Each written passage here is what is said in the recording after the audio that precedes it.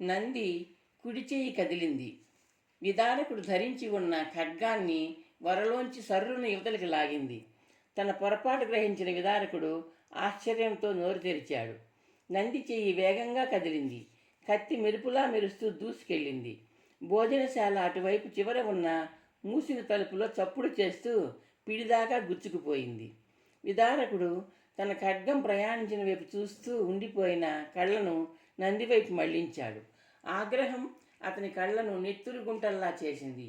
ఏం జరుగుతుందో ఊహించేలోగా నంది కుడిచేతి వెనక భాగం వెడల్పాటి దళసరి అట్లకాడలా విదారకుడి ముఖం మీద చెవులు పగిలేలా చప్పుడు చేసింది. విదారకుడు పిచ్చివాడిలా చూశాడు. అతను నాసికా రంధ్రాల్లోంచి రక్తము 2 కాలువలుగా కారుతోంది.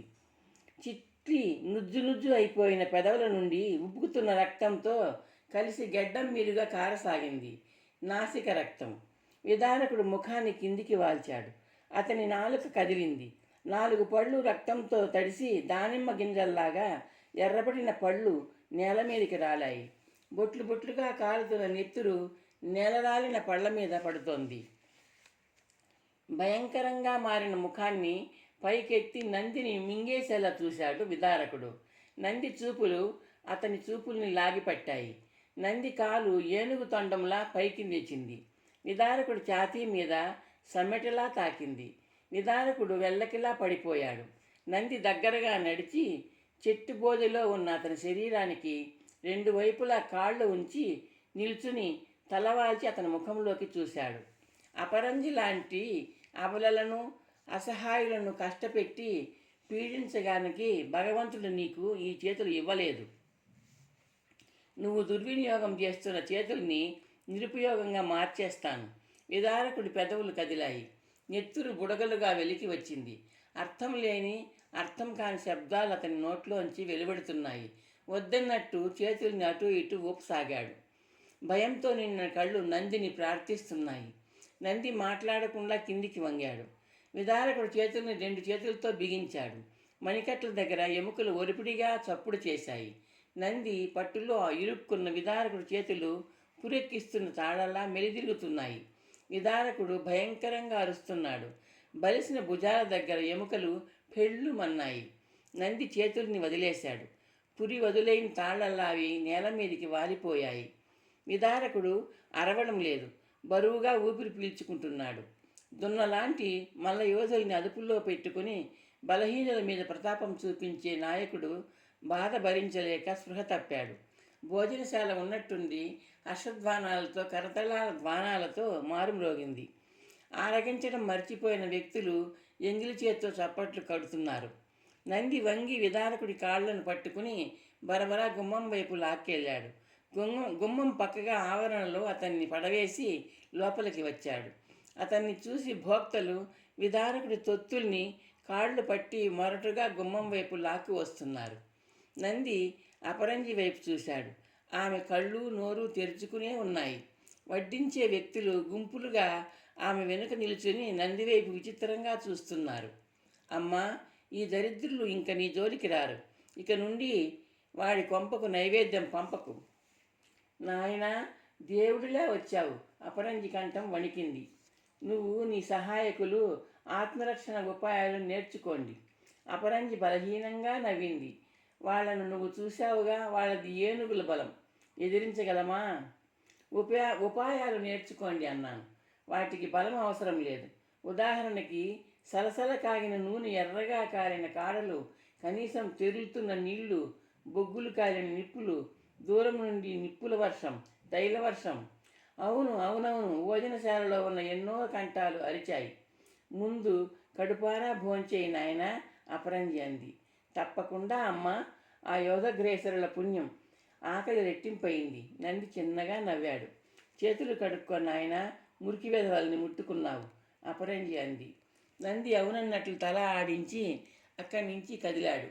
విస్తర్ల ముందు లేచిపోయిన వ్యక్తులు పొరపాటు పడకుండా ఎవరి విస్తరి ముందు వాళ్ళు కూర్చున్నారు.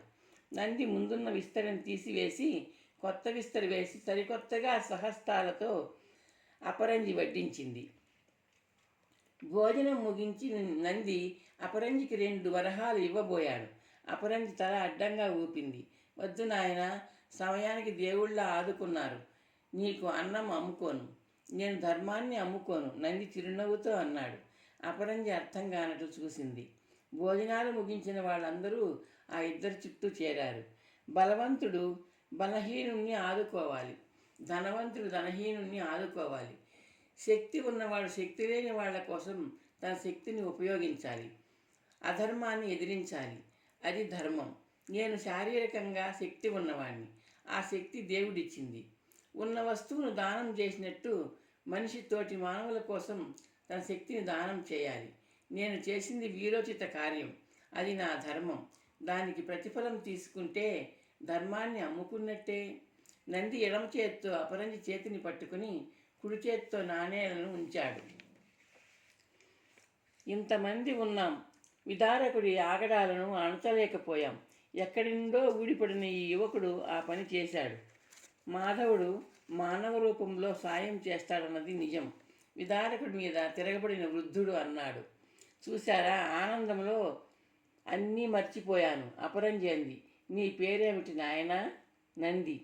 నంది అందమైన పేరు, అందుకే వాళ్ళ కొమ్ములు విరిచావు. ఏ ఊరు నాయనా? బజరంగి చెప్పిన ధర్మసూక్ష్మాన్ని గుర్తు చేసుకుంటూ నంది తన గురించి ఎంత చెప్పాలో అంతే చెప్పాడు. ఇక్కడికి ఎందుకు వచ్చావు? అపరంజి కుతూహలంతో అడిగింది. నేను ప్రవాసిని కదమ్మా, ఆకలికి అన్నము, నిద్రకు నీడ కావాలిగా, వెతుకుతూ వచ్చాను. నేను మాత్రం మా కోసమే దేవుడు నిన్ను పంపించాడని, నువ్వు వచ్చావని అనుకుంటాను. మేడపైన విడిది గదులు కూడా ఉన్నాయి, ప్రవాసుల సౌకర్యం కోసమే అవి. అద్దె నామమాత్రమే, నువ్వు హాయిగా ఉండొచ్చు, అపరంజి అంది.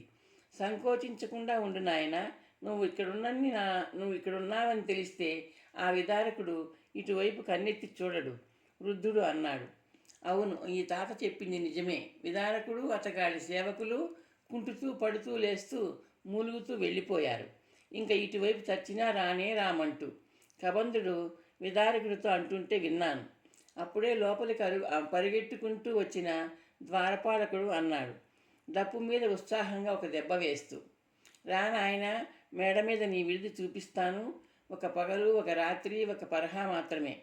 అపరంజి చొరవగా నంది చేతిని పట్టుకుని నంది ఆమె వెంట కదిలాడు. అపరంజి ఆప్యాయతతో అందించిన వేడి పాలను తాగేసి పానపాత్ర ఆమెకు ఇచ్చాడు నంది. రాత్రి చక్కగా నిద్రపట్టిందా నాయన? అపరంజి అడిగింది. నంది చిరునవ్వు నవ్వాడు. భోజనశాలలో చేసిన వ్యాయామంతో శరీరం కొద్దిగా అలసింది. ఆ అలసటతోనే ఒళ్ళు తెలియకుండా నిద్రపోయాను. నా పెనిమిటి నిన్ను చూడాలంటున్నారు, ఒక్కసారి రా నాయన. నేను కూడా ఆయనను చూడాలనుకుంటున్నాను. నంది కూర్చున్న చోటు నుండి లేచాడు.